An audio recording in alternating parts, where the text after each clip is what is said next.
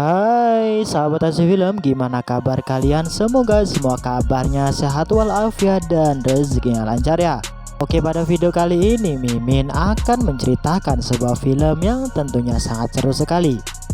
Film ini berjudul Fantasy Magician. Oke, tanpa menunggu lama-lama, seduh kopinya dan masuk ke alur ceritanya. Film ini mengisahkan seorang pemuda yang sebenarnya anak seorang pejabat kerajaan. Namun dirinya beserta ayahnya difitnah hingga sang ayah pun dibunuh di depan matanya dan dirinya diterlantarkan menjadi gembel. Namun di titik itulah tak disangka ia mendapat kekuatan yang luar biasa. Tetapi untuk menguasai kekuatannya pastilah sangat berat hingga dia mampu mengerti arti dari kekuatan yang ia miliki. Tanpa menunggu lama-lama lagi, mari kita tonton. Film diawali diperlihatkan dua orang perampok yang berada di sebuah warung. Kemudian tak lama dari itu muncullah wanita cantik yang menghampiri sekaligus menggodanya. Dan ternyata wanita itu adalah sang pemilik warung. Namun tak disangka ia sudah memiliki anak yang sering bersembunyi di bawah meja untuk mengejutkan pelanggan. Kedua perampok itu sempat terkejut, namun tak menghiraukannya. Setelah itu sang wanita memperkenalkan suaminya yang terlihat cebol dan lemah. Melihat hal itu, ketua perampok pun semakin sakne dan bernafsu dengan si wanita. Lalu ia menyuruh sang anak buah untuk membunuh si suami. Melihat hal itu, sang anak pun marah yang ternyata si anak merupakan sosok siluman laba-laba yang dapat berubah menjadi manusia. Kemudian menghajar kedua perampok itu hingga tak berdaya. Sang ketua perampok yang tadinya sangar mendadak ciut dan tak punya mental. Hingga sang asisten pun dibunuh dan dijadikan sebagai wadah penetas bagi anak-anak laba-laba. Kemudian tiba-tiba datanglah sosok wanita misterius yang mengenakan baju putih dan kulitnya pun putih. Ia juga sosok siluman. Wanita putih itu terlihat membawa sebuah benda pusaka yang di dalamnya terdapat inti kekuatan sang raja siluman.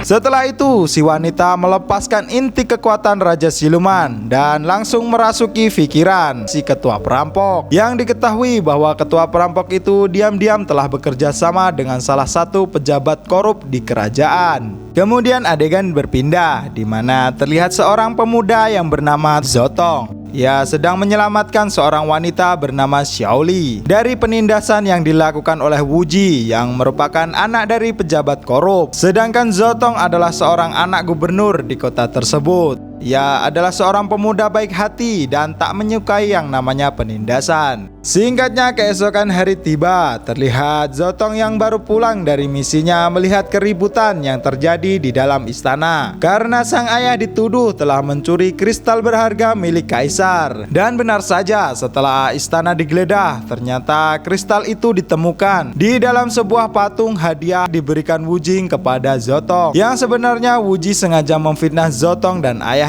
agar ayah Wuji dapat menggantikan posisi gubernur yang sekarang diduduki oleh ayah Zotong. Melihat kebenaran itu, kaisar pun marah dan memenjarakan ayah Zotong sambil menunggu eksekusi penggal. Dan saat itu ayah Wuji resmi diangkat menjadi gubernur, sedangkan Zotong langsung dikeroyok.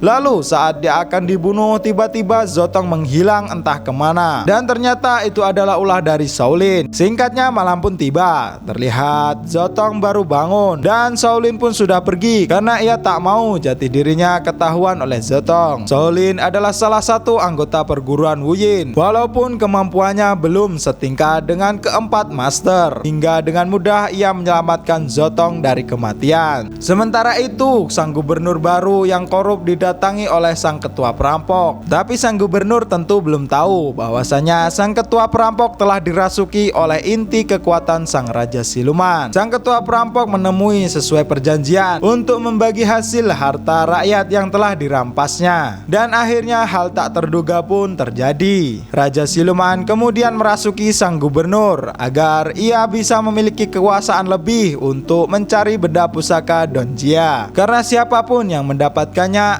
akan mendapat kekuatan 4 kungfu terkuat yang akan disatukan dengan kekuatan kegelapan Raja Iblis. Kemudian di tempat lain, tepatnya di markas rahasia perguruan Wuyin, berkumpullah 4 master yang sedang berdiskusi tentang hawa Raja Siluman yang semakin kuat. Namun mereka kesulitan mencari sang ketua yang menghilang bersamaan dengan benda pusaka perguruan Wuyin. Benda itu bernama Donjian dan letaknya berada di dalam tubuh sang ketua. Karena hanya dengan itu mereka dapat mengalahkan Raja Siluman yang akan segera bangkit dengan tubuh aslinya.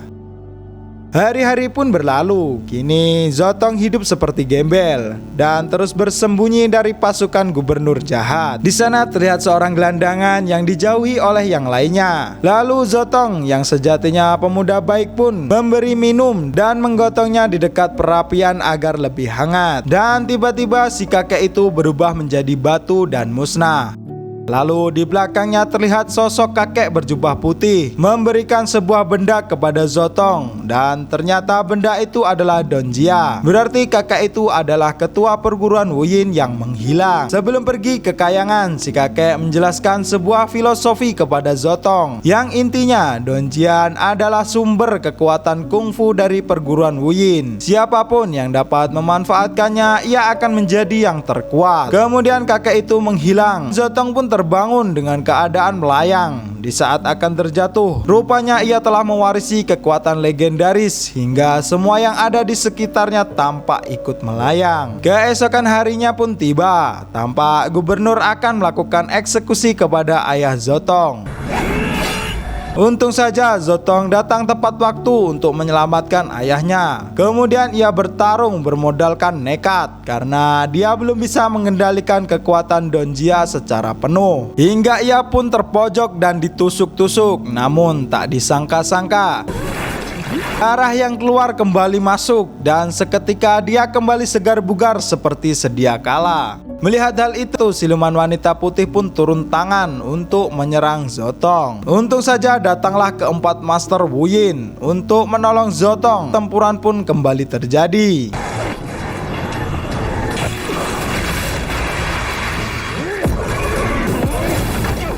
Kemudian di tengah-tengah pertarungan, sang Raja Siluman pun ikut berpartisipasi. Ia yakin di dalam tubuh Zotong terdapat Donjia. Melihat situasi yang tidak kondusif, kemudian keempat master membawa Zotong pergi dari sana. Sementara sang Raja Siluman menghabisi ayah Zotong sesaat sebelum ia pergi. Singkatnya, Zotong dibawa ke markas rahasia perguruan Wuyin. Kemudian setelah itu Zotong sadar. Para master pun memperkenalkan diri, termasuk Shaolin yang meminta maaf karena ia tak jujur siapa dirinya sebenarnya. Para master pun sadar bahwa Zotong telah dipilih oleh ketua Wuyin untuk mewarisi Donjia. Lalu para master pun menawarkan untuk melatihnya agar dapat melenyapkan Raja Iblis. Singkatnya, keesokan hari tiba di mana pelatihan pun dimulai. Pertama-tama Zotong dilatih oleh master formasi yang menunjukkan gerakan yang memukau. Selanjutnya master jimat.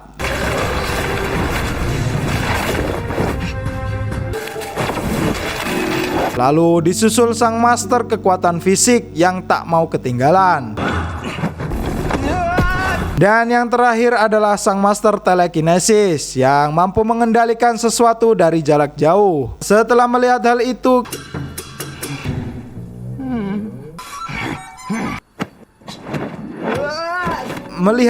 para master sempat meragukan sang guru Wuyin yang telah memilih Zotong karena kemuliaan hatinya. Hari-hari pun berlalu, Zotong tetap berlatih dengan semampunya.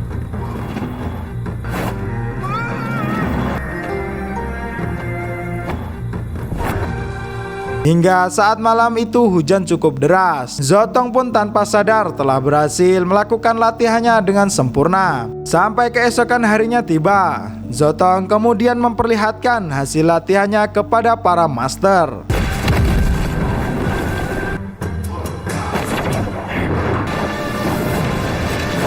Melihat keberhasilan Zotong, kemudian para master pun mengadakan perayaan kecil-kecilan serta memberi wejangan kepada Zotong bahwa di dalam perguruan Wuyin tidak boleh bertindak dengan emosi dan menggunakan kekuatan dengan manusia biasa. Hingga suatu malam Zotong teringat dendamnya kepada Wuji, anak dari pejabat korup. Bermodal kesaktiannya sekarang, Zotong tanpa susah payah menerobos masuk ke kamar Wuji dan menghabisi seluruh pasukan yang melindunginya, serta membunuh Wuji dengan mudah. Kemudian di saat keluar kamar, disitulah terlihat sang Raja Iblis telah menyambutnya, disertai si wanita putih yang di sampingnya. Wanita putih itu pun menyerang Zotong. Namun sekarang wanita putih itu bukanlah tandingan Zotong, hingga dengan mudah Zotong menghabisinya. Kemudian Zotong menyerang sang Raja Iblis. Namun ternyata kekuatannya belum mampu mengimbangi si Raja Iblis. Hingga dengan mudah si Raja Iblis mengambil Donjian yang ada di dalam tubuh Zotong. Dan sekarang Donjia telah menyatu dengan Raja Siluman. Lalu ketika ingin membunuh Zotong, tiba-tiba Shaolin datang dan menjadi perisai hingga ia terluka cukup parah. Melihat hal itu, kemudian Zotong menggunakan jurus kabur tingkat dewa untuk meloloskan diri dari si Raja Siluman. Di dalam pelariannya, Zotong merasa bersalah karena keegoisannya telah melanggar aturan perguruan Wuyin hingga membuat Shaolin meninggal di gendongannya. Setibanya di markas, para master hanya bisa sedih dan tak percaya atas kelakuan Zotong. Sementara itu, di saat yang sama Raja Siluman telah sampai di makam kuno, di mana tubuh aslinya tersegel, yang tak lain adalah naga kabut kegelapan berintan merah. Dan di markas Wuyin, para master merasakan segel yang akan segera terbuka. Lalu mereka pun berangkat ke sana, namun tidak dengan Zotong, karena salah satu master melarangnya sebelum Zotong bisa memahami arti kekuatan besar yang ada di dalam dirinya. Karena akibat kesalahannya, kini masalah semakin buruk dan membahayakan nyawa penduduk. Zotong pun dilumpuhkan dengan jimat terkuat salah satu master. Kekuatan itu bukanlah untuk kepentingan pribadi seperti balas dendam dan sebagainya. Dan hal yang ditakutkan pun terjadi, di mana para penduduk mulai dilahap oleh aura Raja Siluman. Hingga akhirnya para master pun sampai di makam kuno dan tanpa basa-basi menyerang Raja Siluman. Namun walaupun berempat, sang Raja Siluman yang telah mendapatkan kekuatan Donjia sangatlah OP. Salah satu master kemudian menghantamkan kapak raksasa. Namun disitulah sang Raja Siluman menunjukkan wujud aslinya. Pertarungan pun semakin menegangkan. Deng deng deng deng.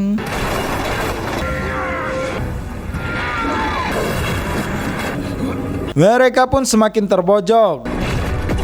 Dan di saat akan melahap para master, tiba-tiba datanglah Zotong yang menyerang dengan bola api yang membuat musuh terpental.